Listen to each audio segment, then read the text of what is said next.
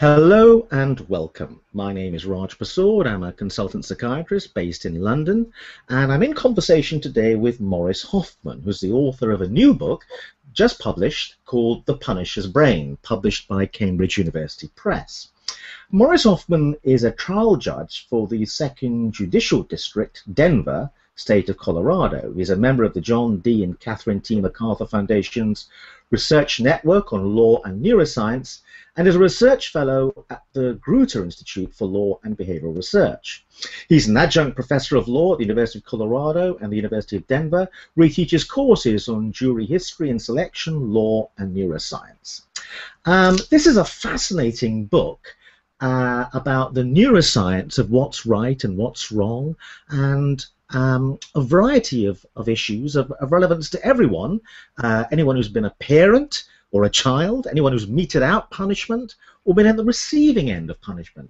Morris, I want to start with an opening question, which is you make a grand claim in the book, which is that punishment lies at the heart of all human civilization. What do you mean by that?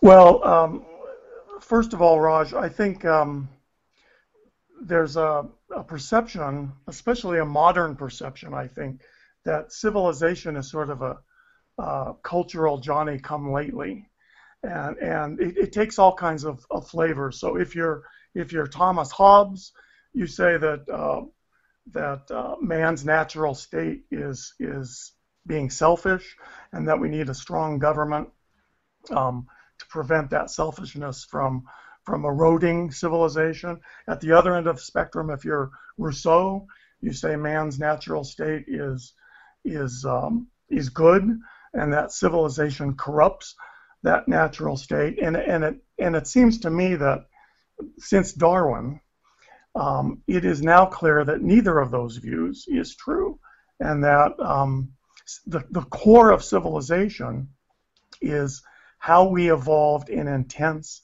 social groups, not agriculture, not these other institutions that really are cultural Johnny-come-latelys, but that the core of civilization is our intensely social natures. And I argue in the book that those intensely social natures would never have been able to flourish, especially in animals as viciously clever as we are, without having a certain kind of punishment, third-party punishment, deterring cheating. So that's the central idea of that claim. What's really interesting to me is that you as a trial judge seem to be arguing that all of us are beset with a dilemma that could be referred to as the social problem, which is that we understand that there are certain benefits to cooperating with people around us and observing rules and laws, but on the other hand, there's also advantages to us should we break the rules and look after our own self-interests. And you give many wonderful examples in the book of this issue, but one example I'd like you to talk a bit about is the example you give of Rousseau's example of a group out hunting for a stag, and the tension within the individual of a group out hunting for a stag if they come across a hare, and they could break away from the group and hunt for the hare instead. Could you explain the example and what the point the example is making? Sure.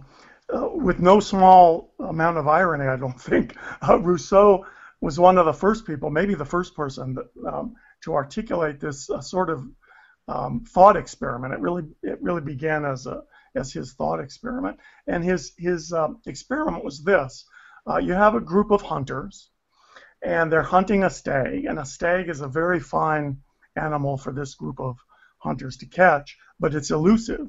And so you need all hunters, let's say 20. You need all 20 of them to encircle the stag, and even if one hunter is missing, the stag will go free through the space that missing hunter leaves. And he posed this question: let's say as the group of 20 hunters is closing the circle around the stag, one of the hunters sees a hare. Now, a hare is not as fine a catch as a stag, but that single hunter is going to have to share the stag with all the other 19 hunters. And so he's tempted to grab the hare, leave his post, and let the stag go free. And so Rousseau asks that if these are the social tensions that drive us, how do we ever end up cooperating when there's such a deep temptation to cheat? And it's a question that evolutionary theorists have been asking themselves for many years, and it's really one of the key questions surrounding the deeper question of how it is that a species as socially intense as we ever could have evolved. And you give some other wonderful examples illustrating one of these issues, which is our ability as individuals to form judgments about others' behavior. You give a nice example of experiments where an experimenter gives an individual a sum of money, and then they make an offer of this sum of money to another individual, and the individual can either accept the offer, in which case both people get to split the money, or if they reject the offer, no one gets any of the money. Could you explain the experiment and explain what the experiment is trying to say? Yes, this is another one of these experiments that started out like Rousseau's stag hunt as a thought experiment, but the experimental economists have made these actual experiments that have now been played millions and millions of times in all different cultures, in fact, and together as a body they've said some important things about what human nature really is like. So the game that you're talking about is one of several different games that I mentioned in the book. It's called the Ultimatum game, and you described it exactly right. Let's say there are two players, A and B, and the experimenter describes the rules to both players this way. A has $10. He's given that by the experimenter. The amount of money can change. The results don't change much depending on the amount. And he has a choice to offer B anywhere from $1 to all $10. And here's the trick of the game. B then gets to accept or reject. And so in a perfectly selfish world, if humans really were built to act abjectly in an abjectly selfish way, players would offer $1 because they end up with $9, and so that's the best offer. It is what mathematicians call the Nash Equilibrium. It's the play that best insulates players from the other players' different strategies. But in the real world, when this game's been played millions and millions of times, humans don't act in that way at all. In fact, the average offer from player A to player B is somewhere between $3 and $4, and we all know why. If we give this some thought, the answer is if player A offers less than $3 or $4, he knows that player B will reject. Oh, I didn't mention that the important part of this, if player B rejects, nobody gets anything. And so in this ultimatum game, we have this incredible reverberation between players A and B about their predictions of each other's behavior. And player A knows that player B will reject a low offer, even though it's not in his short-term economic interest to do that.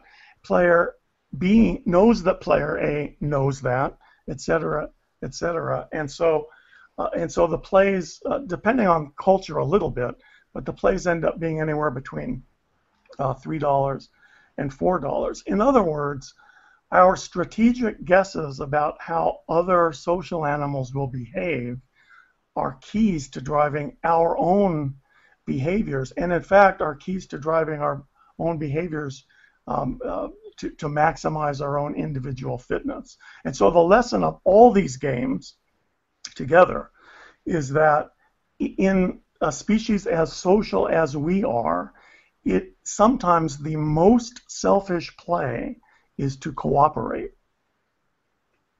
And kind of what you're arguing, I think, in the book, is that most people think of punishment as something hived off to a particular corner of society, like the police and the judiciary. But you're saying that punishment actually is slap bang at the center of the human dilemma, because within us all is this tension between doing what would advance our own personal self-interest, but getting on with other people. And if it wasn't for punishment and a punishment system, human civilization would break down, because within all of us are these tensions. And it's an interesting view, because you would have thought that a judge would take a view that there's just bad people in the world out there, a small number of bad people, and the rest of us are good, and that the judiciary is just there to deal with the bad people. But you seem to have a very radically different view than that. Well, I think that's right. And if we go back to the Stag Game and think about that, the reason the Stag Game is such a wonderful example of these thought experiments is because the Stag Game has some resonance with challenges we face as we were emerging 200,000 years ago. So imagine those same 20 hunters, and one of them faced with going after a rabbit to his own short-term individual advantage to the group's long-term disadvantage. It's a very, as Rousseau recognized, it's a very, very powerful temptation to cheat. But if that cheating had consequences, if that cheating came with punishment, then that cheating hunter has a little bit more to think about.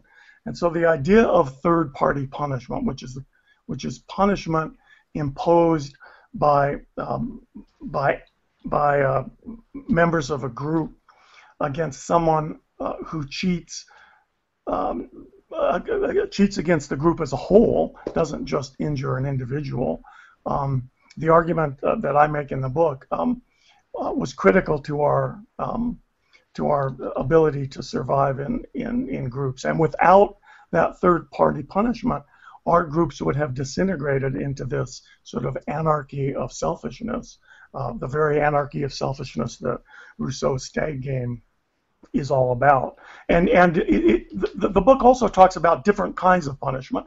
I think there are three sort of different categorical kinds of punishment: what I call first-party punishment, second-party punishment, and third-party punishment. So first-party punishment is when we punish ourselves for violating group norms. We also call that guilt or conscience. And so much of the reason you and I don't rob banks is because our brains have been built with these prosocial tendencies. They're just tendencies. They're not perfect. And the argument in the book is that they were not enough to prevent enough cheating for our groups to remain stable. But there's a second level of punishment, second-party punishment. And second-party punishment happens when you cheat against me directly. Let's say you steal some food from me, and I retaliate. One of the reasons I don't steal from you isn't just because I know it's wrong, first-party punishment, but also because I know that if I steal food from you, you will punch me or somehow engage in some other form of second-party punishment.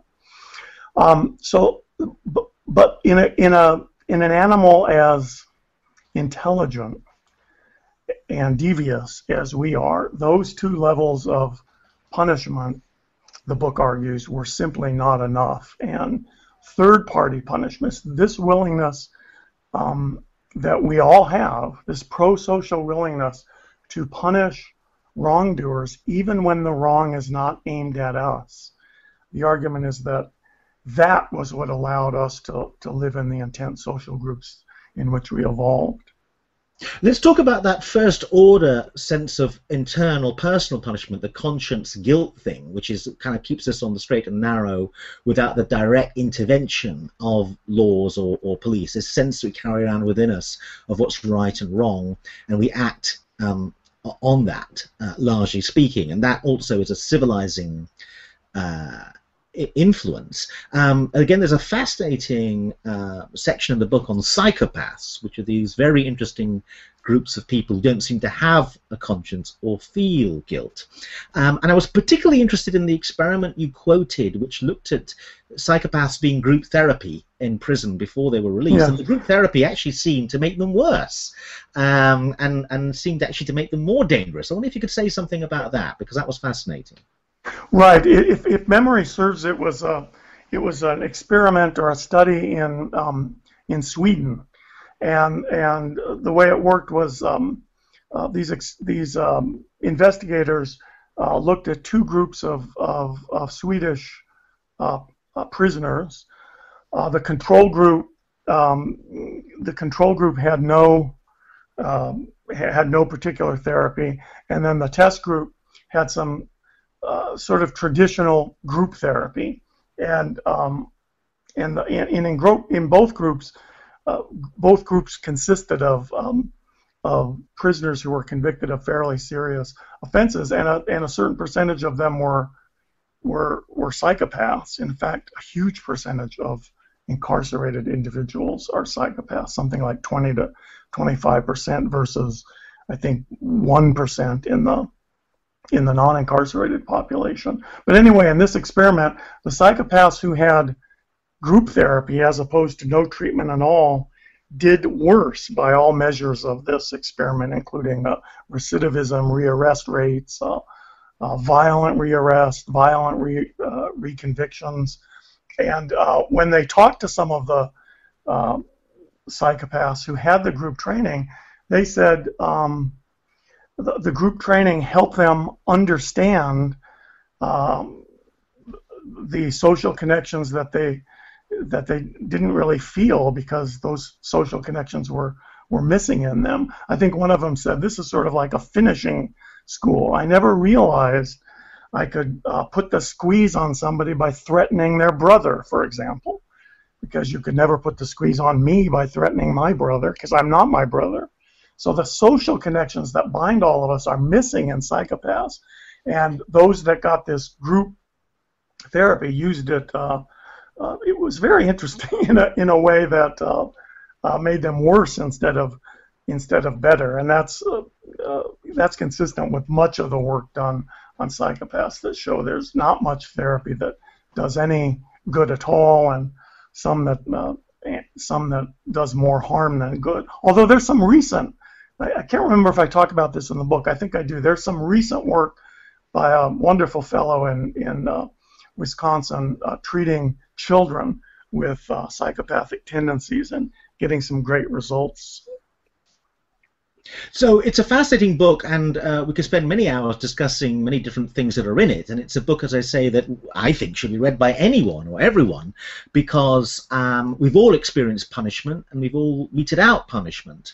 But one of the interesting things you move on to is, given that there has to be punishment, how we make judgments about who to punish and how much to punish them, and how emotion and psychology plays a large role in that. So I want to talk a little bit about the famous trolley experiment you mentioned, and this again is a thought experiment along the lines of, there's a runaway railway trolley on a track, and it's bearing down on a group of workers. You have the ability to throw a switch which will divert this runaway trolley onto another track where it will only kill one worker. So you have to make a decision to save the lives of many, but you will cause harm to one individual. And people make a decision usually whereby they save the larger group of workers by throwing the switch when they're asked this question by the experimenter what they would do, and they are usually in a large majority of cases willing to kill the one worker to save the lives of many. However, when the experiment is changed so that you are personally responsible for throwing someone off a bridge of a railroad in order to save the lives of others, things change dramatically. Could you say a little bit about that experiment? Yes. So the second version is what they call the bridge variation. So, and there are different varieties of it, but the idea is that in the control version, not the bridge version, but in the control version, where subjects are asked to throw the switch that kills one to save five, most people are utilitarians. That is to say, most people say yes, it's better to kill one and save five, and so they throw the switch. Not everybody, by the way. This experiment also has been conducted many times, millions of times in many different varieties, including in the scanner. But most people, I think the numbers maybe are 70-30 in the original version. That is that 70% of people will throw the switch. 30% of the people won't.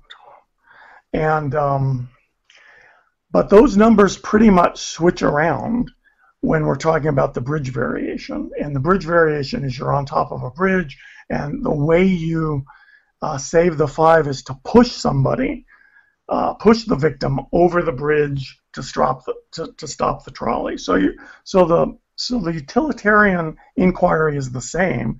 You're still killing one to save five, but the way that you're killing one is so much more direct. First of all, you're touching them, you're pushing them, instead of just throwing a switch. And as just a matter of empirics, the numbers switch around almost exactly. Instead of being 70% being willing to throw the switch, now only 30% are willing to push the person off the bridge. And there's been some fascinating work, mostly by Josh Green at Harvard, who did this experiment in the scanner to try to untangle what's going on between people who we might call our utilitarians and people who we might call are more ontologists. Fascinating work by Josh. So I think basically one of the theses, the fundamental theses of the book, is that we've hived off punishment in a very organized way, because we live in an organized, complex society, to a group of people, judges, juries, the court system, and we kind of become complacent about the idea that we let this third-party group of people do all that.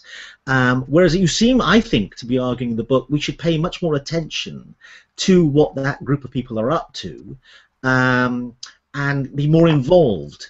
You make an interesting point that in medieval times, the miscreant in the village would be put in stocks and we would throw rotten apples at them, but somehow we would actually be more vividly experiencing their punishment.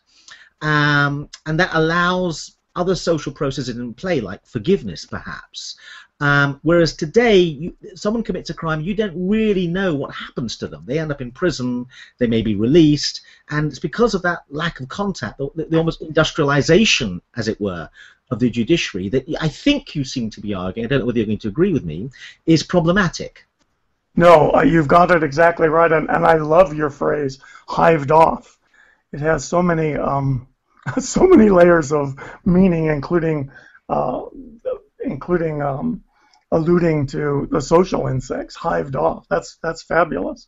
No, yes, I think you've got this exactly right. There's sort of an antiseptic way that we have come to punish that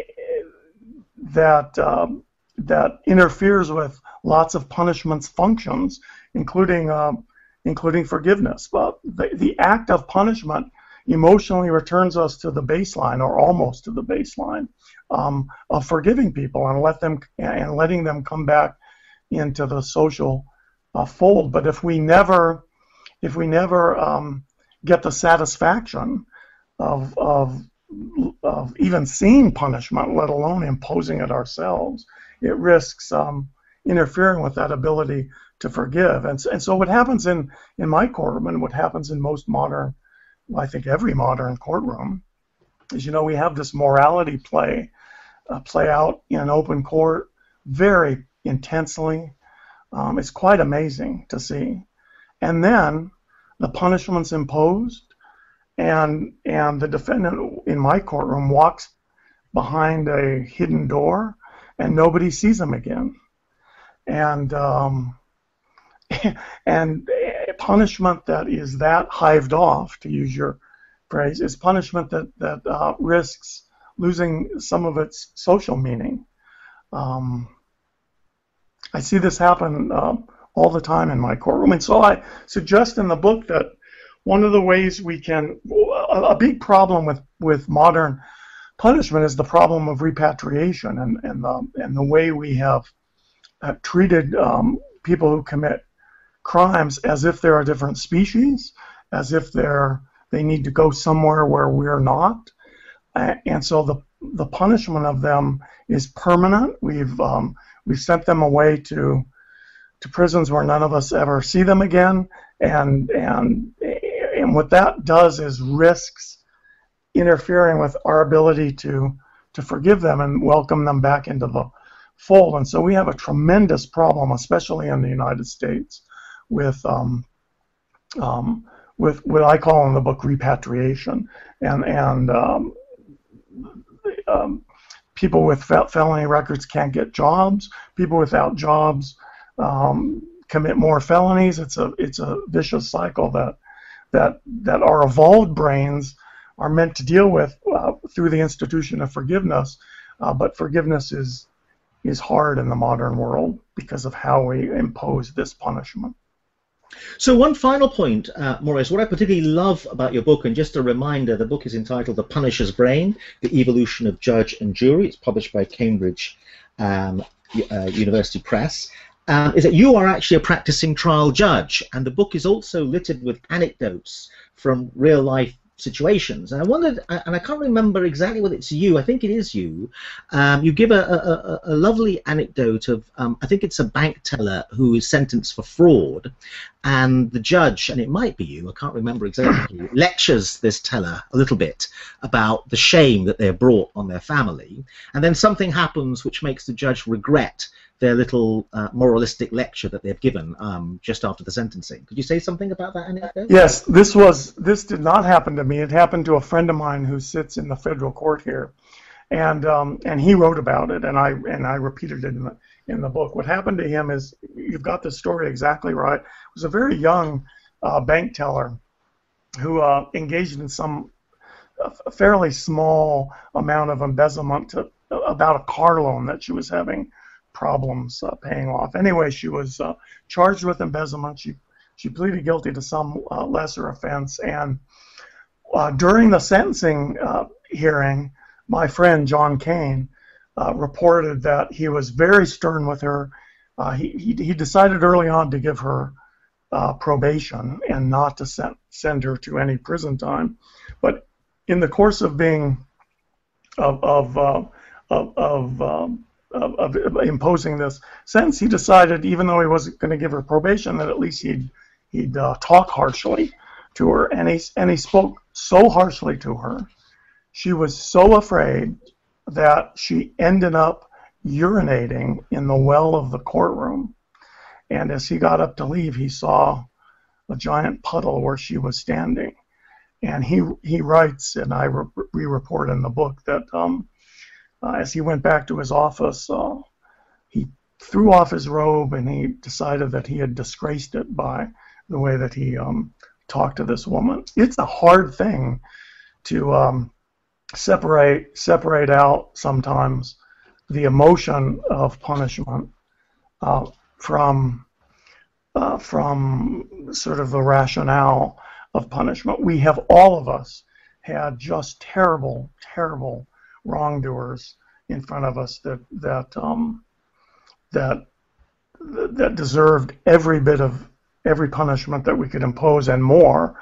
And there's this tension always between, I call it in the book, confusing second-party punishment with third-party punishment. Our job is to punish on behalf of the group, and sometimes that's very hard because sometimes the victim's anger the victim's resentment gets channeled through us, and we end up being as resentful and angry at this wrong as the victim is. And there's a reason we don't let victims punish wrongdoers. And the reason is victims can't be just in the punishment of wrongdoers, but judges are supposed to be just. And so somehow we have to be able to get out of this emotional trap, and it's not always easy. Morris Hoffman, author of The Punisher's Brain, The Evolution of Judge and Jury, thank you very much indeed. Thank you, and I want to thank especially the Royal College of Psychiatrists. It's just been a pleasure. Thank you.